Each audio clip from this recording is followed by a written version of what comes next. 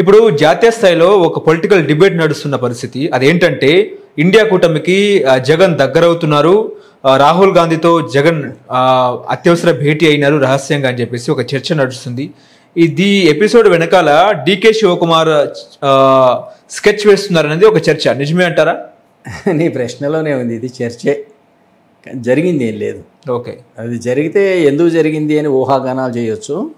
ఇప్పుడు ఇలాంటి చర్చ ఇలా జరుగుతుందా అంటేనేమో నేను ఇంతకుముందే చెప్పాను, రాజకీయ నాయకులు క్షణక్షణములు జవరాండ్ర చిత్తములని ఎప్పుడు ఎవరు ఎట్లా ప్రవర్తిస్తారు అనేది ఊహించడానికి సాధ్యం కాదు. వీళ్ళ ఎందుకు అల్టిమేట్ ధ్యేయం ఏముంటుంది? ఒకళ్ళకొకళ్ళ మీద ప్రేమ ఉందా? ప్రేమ లేదు. ఇదేంటంటే అవసరార్థం కలయికలే. అందువల్ల వీళ్ళు ఎప్పుడు కలుస్తారు, ఎప్పుడు విడిపోతారు, అది ఎందుకు జరుగుతుంది అనేది చెప్పడం అసాధ్యం. కాకపోతే ఒకటి మాత్రం బలవద్విరోధం అనేది కూడదు అనేది రాజకీయ సిద్ధాంతం. బలవద్విరోధం కూడదు. ఓకే, ఇప్పుడు ఫర్ ఎగ్జాంపుల్ మీకు ఇక్కడ టీఆర్ఎస్ పార్టీయే ఉంది, ప్రత్యర్థేమో కాంగ్రెస్ పార్టీ ఆయే, బీజేపీ అంటే పడదాయా. మరి ఎవరు రక్షించాలి మిమ్మల్ని? అందువల్ల ఏంటంటే మరి అట్లాగే ఇప్పుడు జగన్కి మరి ఒక డైలమా. బీజేపీ ఏమో మిత్రపక్షం కాకపోయినా కూడా ఏంటంటే సహించింది చాలా వరకు, వ్యతిరేకత పెద్దగా అతని మీద ఎప్పుడు చేయలే. అదే స్టేటస్కు మెయింటైన్ అవుతుందా? లేకపోతే ఇప్పుడు చంద్రబాబు నాయుడు గారితో ఆయన ఎన్డీఏలో కలిశాడు కాబట్టి మరి జగన్తో రిలేషన్షిప్ ఎట్లా ఉంటుంది? ఈయన ఇండిపెండెంట్గా ఉండిపోయి ఇలాగే సఫర్ అవుతుంటేనేమో అంతే ఉంటుంది. దుఃఖంలో చంద్రబాబు నాయుడు గారు టీడీపీ పార్టీ కూడా ఆయన ఎక్కువగా వేధిస్తానంటే బీజేపీ సపోర్ట్ చేయదు. ఓకే, పవన్ కళ్యాణ్ కూడా సపోర్టు చేయడు. ఎందుకంటే పవన్ కళ్యాణ్ గారికి కూడా ఏంటంటే ఈ రాష్ట్రంలో తాను ఒక ఆదర్శమైనటువంటి రాజకీయవాది, నిజాయితీపరుడు అని నిరూపించుకోవాల్సిన అవసరం ఆయనకు ఉంది, ఆయన పార్టీ ఎగ్జిస్టెన్స్లోకి రావాలంటే.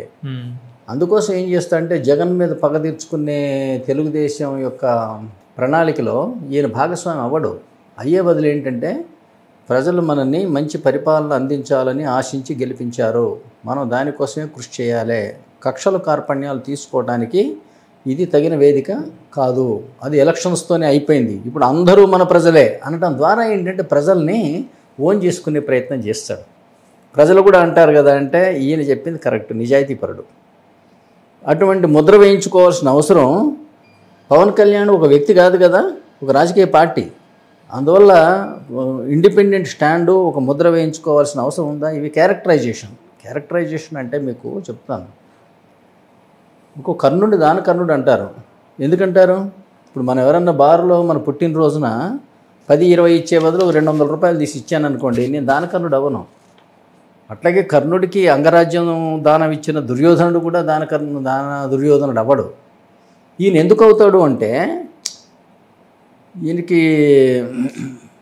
ఇంద్రుడు వచ్చి నీ కవచకుండలాలు కావాలి అని అడిగితే వచ్చినవాడు ఇంద్రుడని, ఇది ఇస్తే అర్జునుడి కోసం అడుగుతున్నాడని అన్నీ తెలుసు.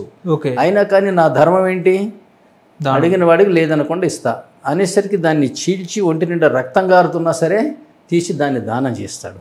అంటే మీకు ఆ బిరుదు ఎప్పుడు వస్తుంది అంటే, ఇప్పుడు ఎప్పుడైనా రోజు తాగేవాడు తాగుబోతు, మధ్య ఎప్పుడన్నా ఒకసారి మీరు తాగినంత మాత్రాన తాగుబోతు అంటే ఒప్పుకుంటారా? ఏదో ఎప్పుడొకప్పుడు దొంగతనం చేసే ఉంటారుగా, ఈయన దొంగ అంటే ఒప్పుకుంటారా? అట్లాగే ఏంటంటే మంచితనం చేసి మంచోడు అంటే నేను కూడా ఒప్పుకోను. ఓకే, ఇది జీవితంలో ఒక లక్షణం అవ్వాలి.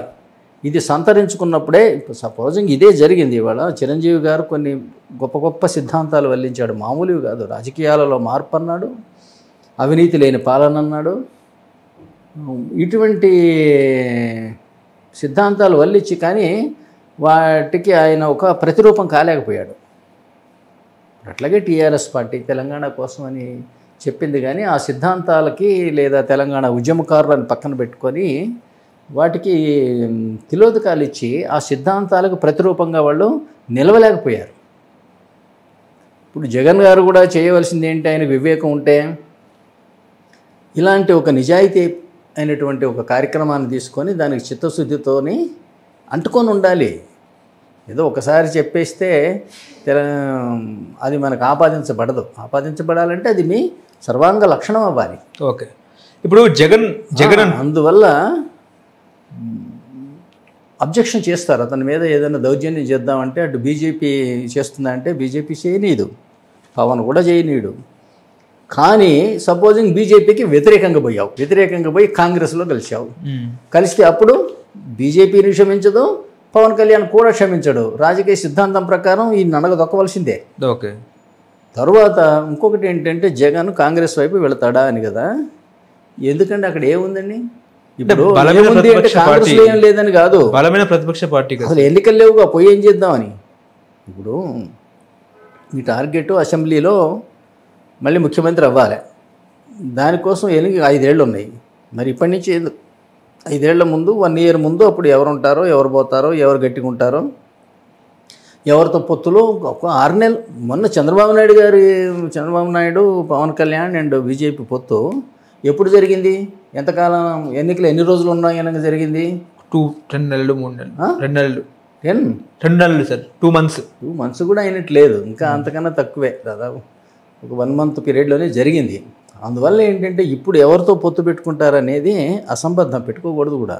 ఓకే, ఇండిపెండెంట్గానే ఉండాలి. ఆయనలాగానే ఉండే కొత్త శత్రుత్వాలు తెచ్చుకోకుండా ఉండటం కోసం, ఇప్పుడు కొత్త మిత్రత్వం కోసం మీరు పోతే కొత్త శత్రుత్వం వస్తుంది, రెడీగా ఉంది. అందువల్ల ఏంటంటే వివేకం ఉంటే, రాజకీయ విజ్ఞత ఉంటే ఆ పనులు చేయకూడదు. ఇప్పుడు జగన్మోహన్ రెడ్డి ఏపీలో అసెంబ్లీ సమావేశం జరుగుతున్నా కూడా ఆయన కేవలం తన ఎమ్మెల్యే పదవికి ప్రమాణం చేశారు తప్ప మళ్ళీ రాని పరిస్థితి. ఇప్పుడేమో నిన్న ప్రెస్ మీట్ పెట్టి మళ్ళీ గెలిచాకే అసెంబ్లీలో అడుగు పెడతా అన్నట్టు ఆయన మాట్లాడినారు. ఇక అసెంబ్లీ సమావేశాలు దూరంగా ఉంటారనే టాక్ వినిపిస్తుంది. అంటే జగన్ ఏమనుకుంటున్నారు? నిజంగా జగన్ అసెంబ్లీకి వెళ్ళాలంటే ఆయన భయపడుతున్నారా అంటే ఏం చెప్తారు? కేసీఆర్ కూడా నిన్ననే వెళ్ళినారు, మళ్ళీ వెళ్ళలే. ఇవి ఏమిటంటే మీకు మాయాజూదం ఆడిన కౌరవ సభను మీరు చూశారు. ఓకే, మాయాజూదం. ఈ ఎన్నికలు నేను మాయాజూదంతో పోలుస్తా. మరి అసెంబ్లీని ఫెయిరు, ఎన్నికలు మాయాజూదం. అందువల్ల ఈ కౌరవ సభ అనే అసెంబ్లీ ఏమో, ఇప్పుడు జరుగుతున్న అసెంబ్లీ నేనేమో కౌరవ సభ అంట. చంద్రబాబు కూడా అప్పట్లో అదే పోల్చినారు. ఈ కౌరవ సభలో ఏం జరుగుతుంది? మాయాజూదం, ఒకరినొకరు ఒక భార్యని లాక్కొచ్చి నా తొడ మీద కూర్చోంటాడు. కూర్చోంటే ఆయన లేచి, భీముడు లేచేమో నీ తొడలు విరగ్గొట్టి నీ రక్తాన్ని గుండెలు చీల్చి నీ రక్తాన్ని నేను ఆస్వాదిస్తా అంటాడు. ఇటువంటి ప్రతిజ్ఞలు, ఇటువంటి ఇవి ఇవాళ మనం మళ్ళీ అసెంబ్లీలో చూస్తున్నాం. అటుపక్క మాయాజూదం, ఇటుపక్కేమో సవాళ్ళు విసురుకునే కౌరవ సభ. మరి ఇటువంటి సభలోకి పోవాలి అంటే నిజంగానే మేము భయపడతాం. ఎందుకు భయపడం? పోతే మీరేం చేస్తారో తెలియదా మాకు?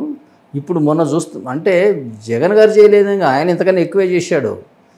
ఇది చరిత్ర ఎట్లా ఉంది అంటే, ఇప్పుడు అసెంబ్లీలో వచ్చి ఇప్పుడు మెంబర్స్ ఏమంటారు తెలుగుదేశం వాళ్ళు, జగన్ గారు బుద్ధి తక్కువ పనులు చేశాడు, అటువంటి పని మేము చేయం. జగన్ గారు అవినీతి పనులు చేసి అన్నీ డబ్బు పోగేసుకున్నాడు, మనం అటువంటి చేయొద్దు. ఆయనేమో మా అచ్చెన్నాయుడు గారిని జైల్లో పెట్టాడు, చంద్రబాబు నాయుడిని జైల్లో పెట్టాడు, అంతకన్నా నీతి లేని పని ఇంకోటి ఉండదు. కానీ మనం చేస్తాం అటువంటి పనులు అంటే ఓ పక్క నీతులు చెబుతున్నట్టే ఉంది, అనాల్సినవన్నీ అంటున్నట్టే ఉంది. ఇక్కడ వీళ్ళ ప్రజల సమస్యలని చర్చించటం కానీ, ప్రజల మీద ఎంత పన్ను వేద్దాము, ఎంత పన్ను వద్దు, ఏమి రాయితీలు ఇద్దామని కానీ ఈ ఆదర్శవంతమైనటువంటి చర్చ లేకుండా ఒకరినొకరు దూషించుకోవడం ఎక్కువైపోయింది. అందువల్ల ఏం జరుగుతుంది? మీకు సభకు రావాలంటే మరి భయపడికి ఏం చేస్తారు? జగన్మోహన్ రెడ్డి గారు నడిపిన రోజులు సభ చంద్రబాబు నాయుడు గారు దాక్కున్నాడు, ఆయన సభ నడుపుతుంటే ఈయన దాక్కోక తప్పదు పోతే. అందువల్ల ఈ సభలలో సంస్కారం పెరగవలసిన అవసరం ఉంది. ఇది ఏంటంటే ఈ రాజ్యాధికారం సాధిస్తే రాజుల్లాగా దేశాన్ని దోచుకోవచ్చు, నాది సర్వసహా అధికారం, అన్క్వశ్చనబుల్ అథారిటీ, నియంతృత్వం వచ్చేస్తున్నది. ప్రజాస్వామ్యం పేరుతో ముఖ్యమంత్రి ఒక నియంత అవుతున్నాడు, ప్రధానమంత్రి మరో నియంత అవుతున్నాడు. ఇది రాజ్యాంగబద్ధము కాదు. ఇలాంటి ఎన్నికలు కానీ ఇలాంటి పరిపాలన కానీ రాజ్యాంగంలో లేవు. అందువల్ల ఏంటంటే సహజంగా మరి నేను అసెంబ్లీకి రాను, బేరాలు పలికినా నేను గెలిచే వరకు రాను అంటే వస్తే ఏమవుతుందో నాకు తెలుసు, మీకు కూడా తెలుసు. అది చాలా అవమానకరమైనటువంటి, నిన్నటిదాకా ముఖ్యమంత్రిగా వెలుగొందిన మనిషి నెక్స్ట్ డే చూస్తేనే కుమ్మంకాయలాగా అయిపోతాడు. వంకాయ ఉడకబెడితే అట్ట వగిపోతాడు. ఏమంటాడో ఏమో భయంతో బ్రతుకుతూ ఉంటారు. పాతకాలం పాపం రాజులకి ఇట్లాగే జరిగేది. ఓడిపోతే గెలిచిన రాజు ఖజానా లాక్కుంటాడు, రాజ్యం లాక్కుంటాడు, అవమానం చేస్తాడు, సైనికులు ఊరి మీద పడి దోచుకుంటారు, ఈ ఓడిపోయిన రాజుని ఖైదీనా చేస్తారు, లేకపోతే ఒక్కోసారి శిరచ్ఛేదనం చేసి పొటకుమ్మని కూడా కడతారు. అటువంటి పరిస్థితులు ఇవాళ మనం మన రాజకీయాల్లో చూస్తున్నాం. ఇది రాజ్యాంగబద్ధము, ఇలా లేదు. నేను ఒకసారి చెప్పాను మీకు. ఇప్పుడు జగన్ చేసినట్టే చంద్రబాబు కూడా జగన్ అరెస్ట్ చేస్తారా? తప్పనిసరిగా చేస్తారు, తప్పనిసరిగా చేస్తారు.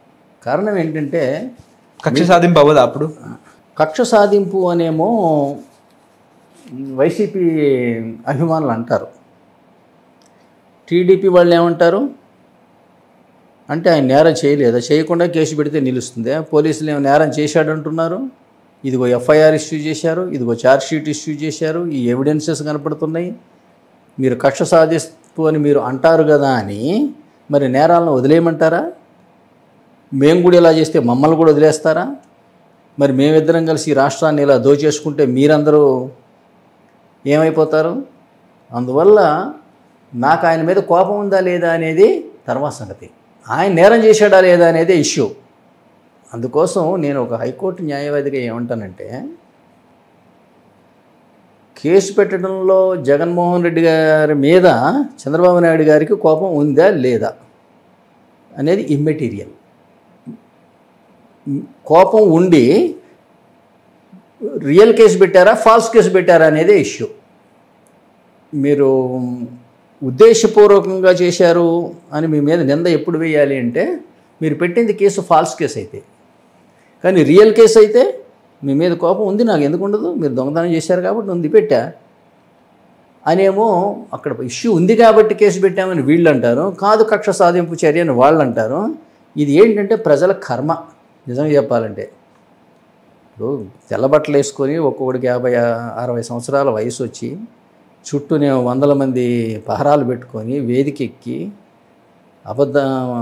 ప్రజాసేవ అని అబద్ధాలని జీవితం అంకితం చేస్తా అని ఇన్ని మాటలని చెప్పి చివరికి ప్రజాధనాన్ని దోచుకుంటే జైల్లో పెడితే తప్పేముంది? తప్పు చేశాడా లేదా అనేది ఇష్యూ. అంతే తప్పితే ఏ ఉద్దేశంతో చేసినా తప్పు చేస్తే శిక్ష అనుభవించాల్సింది ఎవరైనా.